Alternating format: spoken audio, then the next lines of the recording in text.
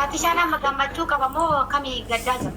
Abboo gammachuu waan isin haasawaa tunuu naagalaan hin jiru. Baris dee wayii qabdi moo kee Arafaatitu qubee itti godhataa jiranii har'aa haruusa qabdii. Yaani nikaa qabdi. Nikaa jechuun. Akkam. Egaa hundumti keessanii biyyee hin beektu jedheeti yaada. Akkam Margaa jirtan. Qubeellaa godhadhee jette. Kanaan dhugaa dubbachuu fi namoonni biyya Arabaa kanatti yeroo baay'ee heeruman ijoolleen keenya jechuudha.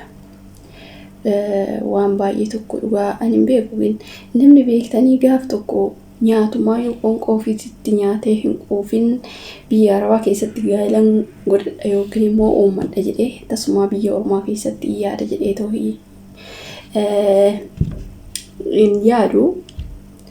Yaa ta'u malee beektanii gaafa xiqqoo ishee biyya Arabaa kana dhufna kaayyoo keenya bakka kaanee miciyyoon tun amma waan rakkoo keessa dabarte waan rakkoo san keessa dabarte osoo ogguma tokkollee waggaa tokko hin guunne biyyaansi erga biyya Dubaay kana dhuftee yaa ta'u malee rakkina hedduu keessa dabarte yaa hanqina sammuutis qabaachuu dandeessi ishee irraa ittiin ilaalamu namoonni ni kaa godhuuf sunuyyuu nama akkanaa kana beektanii ani beeku namoonni tokko tokko sim jedhee fedhuma fooniitiif qofa kan wal barbaadu namni kun ofiif fiyyuu beektanii uffateetu nyaateeyyuu garaatti hin quufne gaa'ila uummachuu dhiisa ta'uu jechuudha. Yaa ta'u malee dubartoonni biyya Arabaa kana keessatti gaa'ila godhattu yookiin immoo abbaa warraa yoo gaa'ila waliif yeroo ammaa kanatti waan baay'ee ulfaataadha. Biyya Oromaa keessatti gaa'ila dhiisatoo dhugaa dubbachuuf baay'ee ulfaata. Kanaaf dhumni dubartoota keenya osoo waan tokko gaa'iluma qofa dhiirumatti dabalamuu qofa osoo hin taane namni ani hojjedhee ofii keetii yoo qabaatte malee dhugaa dubbachuuf har'a dhiirri sin jaallatu beektanii isheen hanqina sammuu ta'uu danda'a. Hanqina sammuu qabaachuu ani ishee irraa dubbachuuf osoo hin taane mucayyoon tun hanqina akka qabdu beekamaadha. Ta'us namoonni tokko tokko hin jiru namoonni akka ishee kaayyoo heerumaatiif biyyaa ba'an beektanii osoo hin darbiniif osoo waa tokko harkatti hin qabatin osoo maatii ofiitiif waan godhatin ofiifuu yoo waan godhatin biyyoota Arabaa kana dhufanii ijoolleen kaayyoo isaanii wallaalanii alatti gadi ba'anii har'a macarrasadhaa dhumni isaanii yookiin of ajjeesuu yookiin of gaddoof darbuu akkas ta'a jechuudha.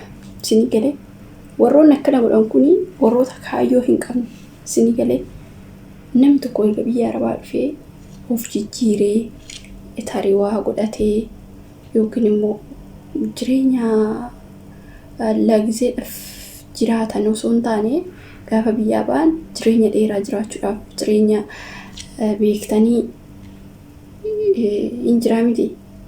Ijoolleen keenya tokko tokko yeroo ammaa kanatti dhugaa dubbachuuf mana dalagaatii hin ba'uu isaan booda gara gaa'elaatitti seenuu isaan booda waggaa takka ji'a muraasa gaafa wajjin turan waliin beekanii isaan booda dubartiin maal gooti gaafa isaan wal loltu yookiin gadoof darbu yookiin of ajjeesu yookiin kilooksii dhufu isa kanaa jechuudha murtoon ishee.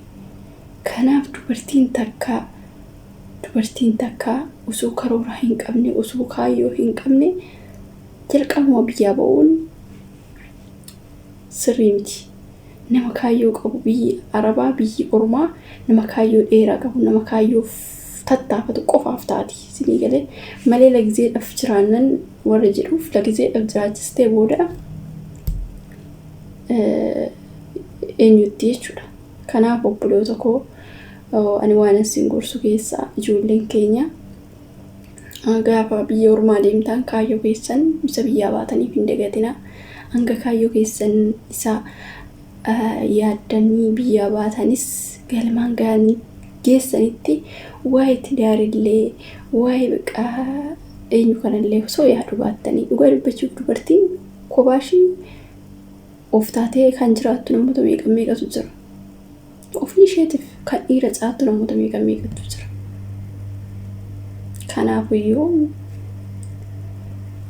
waan akkasii sirii jedha obboloota koo.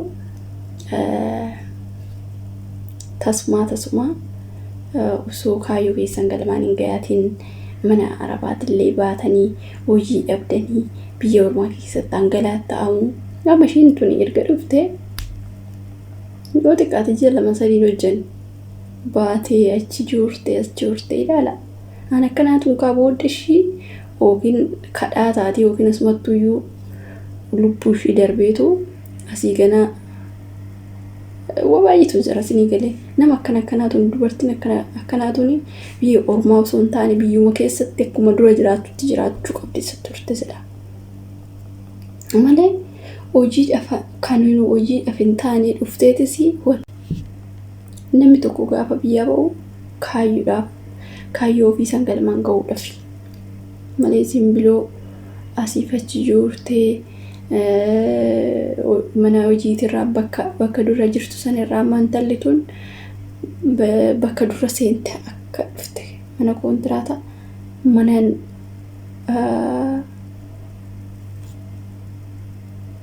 suuqii wayii turte suuqii san keessatti baqa gisee tokko xigaaminis akkaataa xigaaminis nama godhu wallaayyee miti. Kanaafuu amma dhumni ishii baddee dhuma mul'atte amma immoo isaayyuu immoo ni kaan godhadha.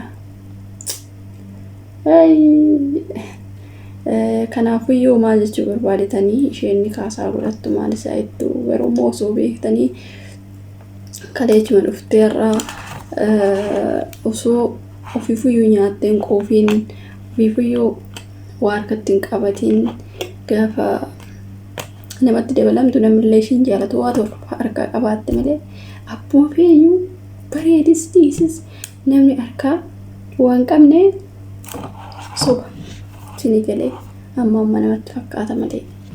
Kanaafuu waa harkaa qabaachuu nama barbaachisa, waa budduuffachuu nama barbaachisa, of jijjiiruu nama barbaachisa. Gisee akkasatti waan ishii irraa kaatisan yoo yaadattu silaa dhugaa dubbachuuf seedaa dalaguu qabdi.